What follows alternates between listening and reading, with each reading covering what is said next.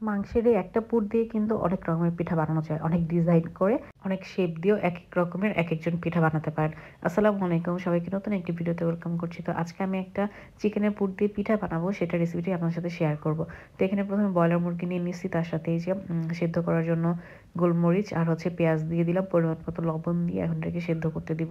সেদ্ধ হয়ে যাওয়ার পর এটাকে হচ্ছে পাটে এরকম ছেঁচে নিব আর কি। মানে খুব বেশি ছেঁচার দরকার নেই, অল্প একটু করে এরকম করে করে চাপ দিলেই ছেঁচে নেওয়া হবে। এরপর মাংসটাকে ভাজি করার জন্য প্রথমে তেল নিয়ে নিলাম, তেলের মধ্যে সব গরম মশলা, এলাচ, লং, দারচিনি, তেজপাতা, লং সব দিয়ে তারপর দিয়ে দিলাম পেঁয়াজ কুচি আর কাঁচামরিচ কুচি। এগুলোকে এখন ভালো করে ভেজে নিব। পরিমাণ মতো লবণ দিয়ে দিলাম, লবণটা শুরুতে দিলে পেঁয়াজটা তাদের নরম হয়ে যায়। তো পেঁয়াজটাকে একটু লাল লাল করে ভেজে এর মধ্যে এখন দিয়ে দিব আদা বাটা, রসুন বাটা। তো রসুন বাটা আর আদা বাটা দিয়ে ভালো করে এটাকে ভেজে নিব যাতে মশলা কাঁচা ফ্লেভারটা চলে যায়।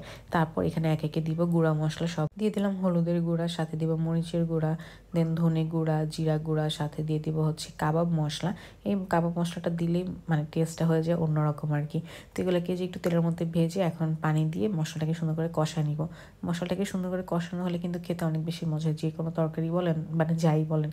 এরপর এখানে গোলমরিচের গুঁড়াটা দিয়ে দিলাম ঝালের জন্য, একটু ঝাল ঝাল হলে খেতে মজা লাগে। আর এ পাশে হচ্ছে ছেঁচা মাংসগুলোকে হাত দিয়ে একটু ছড়ায় নিই। মশলাটা যখন কষানো হয়ে যাবে তখন এই ছড়ানো মাংসগুলো মশলার মধ্যে দিয়ে সুন্দর করে ভাজা ভাজা করে নিব।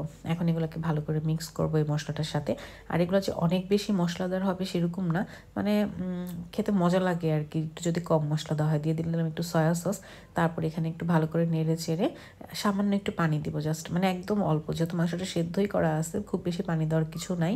মানে জাস্ট একটু পানি দিয়ে সুন্দর করে যেরকম পানিটা শুকায় ভাজা ভাজা করে নিব। শেষে একটু গরম মশলা গুঁড়ো অ্যাড করে দিয়ে আমি ভালো করে নেড়ে নিছি। এপাশে আজকে যে মানে পিঠাটা বানাবো সেটার জন্য চালের গুঁড়িকে প্রথমে হচ্ছে এরকম পানিতে মানে একটা ময়ান তৈরি করে নিচ্ছি আর কি। তো এখানে হচ্ছে গরম পানির মধ্যে চালের গুঁড়ি দিয়ে সুন্দর করে একটা ডো রেডি করে রুটি বানানো হবে, তারপর কেটে কেটে হচ্ছে পিঠা বানানো হবে। তো এই যে সুন্দর করে একটা ভালো ডো রেডি করা হয়েছে, আমরা রুটি যেরকম বেলি না ওরকম একটা ডো রেডি করে নিয়ে একটা রুটি বেলে তারপরে যে মাঝখানে ভাগ দিয়ে এরকম ডিজাইন করে নিচ্ছে। যে যেরকম ডিজাইন চান দিতে পারেন, কেউ রোলে শেপ করতে পারেন, তারপরে পুলি পিঠার মতো কেউ করতে পারেন, নারকেল পুলির মতো, এক একজন এক এক রকম। তো আমরা এটা দিচ্ছিলাম আর কি। তো এই যে মাংস দিয়ে এখন এক একটা শেপ দিব। ঝাল যে কোনো পিঠার মধ্যে আমার কাছে এই মাংস পুলিটা খুবই ভালো লাগে, মানে মাংস দিয়ে যদি পিঠা বানানো হয় খেতে বেশি মজা লাগে।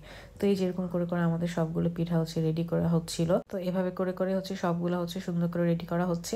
আর এগুলাকে আমরা হচ্ছে একদিন একটু মানে হালকা ভেজে নেবো, যেমন কালকে এগুলো মেহমানকে সার্ভ করা হবে। তো আজকে রাতে বানিয়ে হালকা করে ভেজে নেওয়া হচ্ছে, মানে জাস্ট দুই পাশ হচ্ছে 1.5 মিনিট 3 মিনিট করে ভেজে নেওয়ার পর উঠায় রেখে দিব আর কি।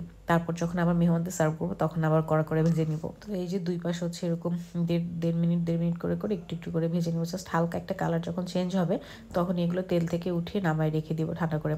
তারপর হচ্ছে পরদিন যেহেতু যখন গেস্ট আসে তখন এগুলোকে আবার তেলের মধ্যে দিয়ে দিব। তো এরকম করে করে সবগুলো আগে একবার করে ভেজে নেওয়া হচ্ছে। এই যে এখানে সবগুলো মোটামুটি ভেজে নিচ্ছি। এরপর পরদিন বিকেলবেলা হচ্ছে একদম ডুবো তেলের মধ্যে এগুলোকে আস্তে জালের মধ্যে ভেজে নিব। একদম অল্প আগুনে দিয়ে ভাজলে মচমচা হয় সুন্দর, আর জোরে আগুনে দিলে দেখা যায় কালার চলে আসে, বাট অতটা বেশি ক্রিস্পি হয় না আর কি। তো এরকম করে করে আস্তে আস্তে সব ভেজে নিব।